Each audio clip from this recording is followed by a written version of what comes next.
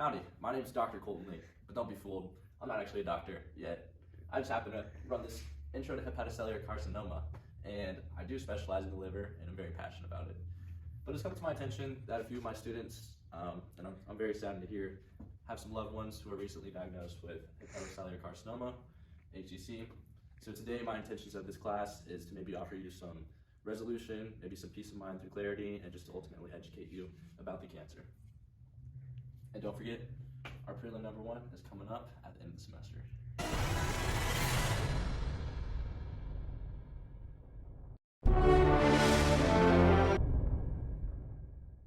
Hello and welcome to Intro to Liver Cancer. I'm your professor, Colton Lee, and today I'm going to be presenting liver cancer, hepatocellular carcinoma, otherwise known as HCC, and I'll be taking a nutritional and angiogenic perspective in the context of tumor cell proliferation. So a brief overview of what you'll be learning about today. First, we're going to start with the normal physiology. We're going to detail the unaffected anatomy and physiology of the liver. After that, we're going to follow up with a brief overview of the cancer and just demonstrate the functionality of cancer at its most basic form. And then we'll take a deeper look into the affected pathophysiology from the cancer. We'll then explore an interconnection between nutrition and the liver performance. And finally, we'll wrap up with some treatment. We'll compare and contrast some valid treatments that are more specified in regards towards certain aspects of the physiology, whereas there's other that are much more general and can be approached to really any cancer. So first, we're going to discuss the normal liver physiology. So we can draw an analogy to the liver as a blood soaked sponge, which acts as a filter between the intestines and the heart. Without the liver, the poisons from the intestines would impair the heart function, and altogether we'd have total systematic failure. A few of the major physiological functions of the liver. First of all, we have bile production and excretion, which is very critical for digestion. Then we have fat, glucose, and protein metabolism, which helps direct our body whether to use or store components from these macromolecules. The liver also plays a major role in the insulin-glucagon hormone feedback loop and cholesterol synthesis. And despite our traditional societal thinking on cholesterol, and because we struggle with hypercholesterolemia, which I'll go into more detail later on, it's actually very necessary to have cholesterol, and it performs various cellular functions such as membrane formation, digestion, hormone production, and cell repairment. The liver is also a major drug metabolism site. The PU450 system undergoes 2 phases, the first one being modification and the second conjugation, to essentially increase the solubility of the drug along with lowering membrane diffusion and increasing molecular weight so we can get the drug into our system and get the benefits from it. The liver also functions in blood detoxification and purification and glycogen storage. So let's discuss about the liver microenvironment. Now, the liver microenvironment we can think of as a vast network of cells within the liver that are performing to make a collective effort for the liver physiology.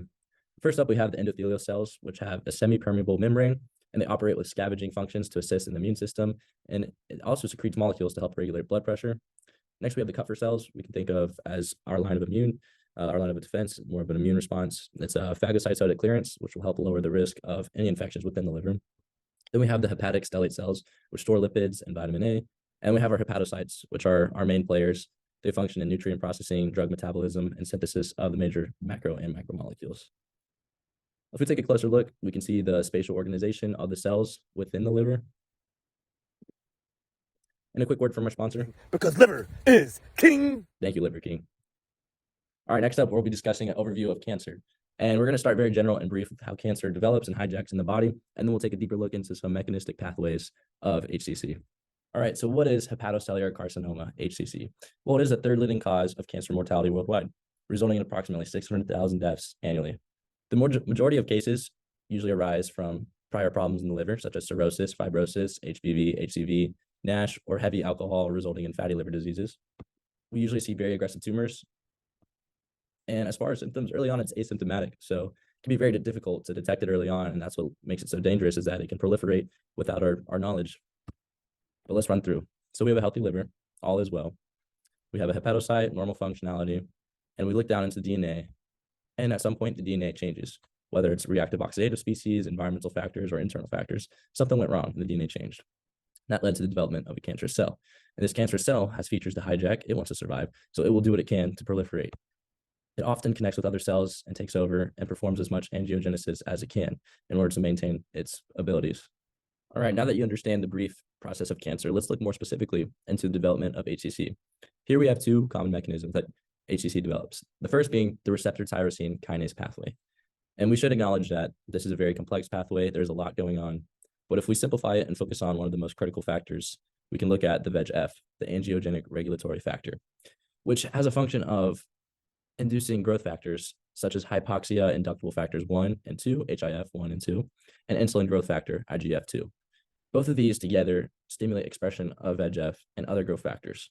Ultimately, we're getting the progression of angiogenic production, which is going to help for microvasculature and ultimately continuously feed this cancerous tumor. Next up, we have ubiquitin proteasome pathway. And this one's a little easier to follow. So we start with the target protein, and we have 3 enzymes that simultaneously act on the protein to degrade the amino acid chain. We see this degradation resulting in a sequential addition of ubiquinone molecules and the formation of a polyubiquitin chain.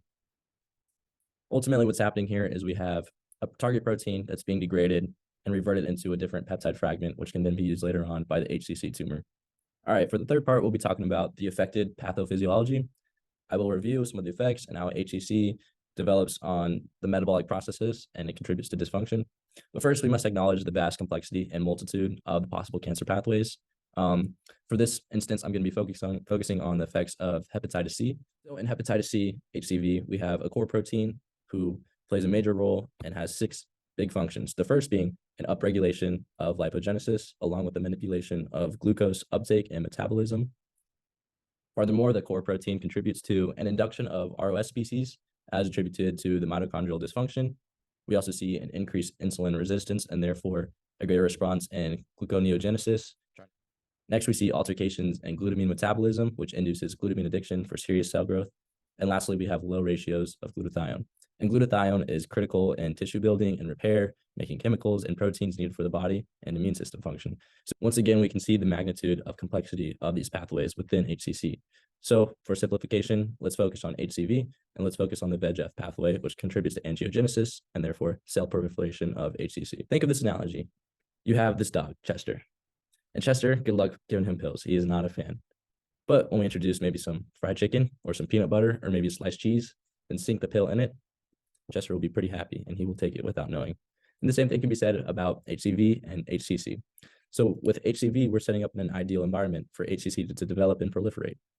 All right, now that we've cultivated a surrounding microenvironment that favors HCC growth, let's look how it functions to hijack the liver cells. So first, it's going to hijack the stromal cells, which regulate the extracellular matrix. The significance of this is that it can now regulate biochemical cues, hormone communication, cell-to-cell communication, and ultimately help the tumor be in the best position possible to control its surrounding environment. Next, it's going to alter hepatic stellate cells from their quiescent to activated mode. And typically, these cells are not meant to operate chronically, only under terms of acute conditions. So when negative health effects begin taking a role on the liver, stellate cells get hyperactivated to compensate and therefore produce fibroblasts. These cancer cells hijack the stellates in their activated form and are allowed for serious angiogenesis, microvascular production, and eventually further reorganizing the ECM to be in favor of cancer growth. All right, for the fourth section, we're going to look at the interconnection with nutrition to HCC pathogenesis. We're going to look at several studies. But before I go into the studies, I do want to make a point that although quite remarkable and very fascinating, the Western medicine philosophy is often so quick to prescribe a pill as the answer without looking at the root and origin cause of the actual health problems. So I propose in order to fully accommodate the best solution, we must explore our lifestyle habits, nutrition, exercise, and then have the pill on top, because the pill alone won't be enough to accommodate a substantial sustainability and physiology longevity. They were inspired by the metabolic storage and absorption functions of the liver. So they decided to do a vast search engine overview over PubMed and Google Scholar to look at liver health and diet's connections. And what they discovered was the most direct form, obviously, of obtaining cancer is consuming carcinogens, which directly alterates the DNA sequence. But they also found some correlations from a high iron diet, such as red meats, a high fat diet. And then they found this interesting correlation, which we'll go on to discuss about the Mediterranean diet, which actually had inverse effects and lowered risk factors for obtaining HCC. So let's take a closer look. So study 2 and 3 found some correlations of diet. Study 2, conducted in Italy from 1999 to 2002 with over 600 plus participants. They conducted their experiment through a credible food frequency questionnaire that they gave each patient. And amongst their results, they found a positive correlation between iron intake from wine and red meat and HCC development.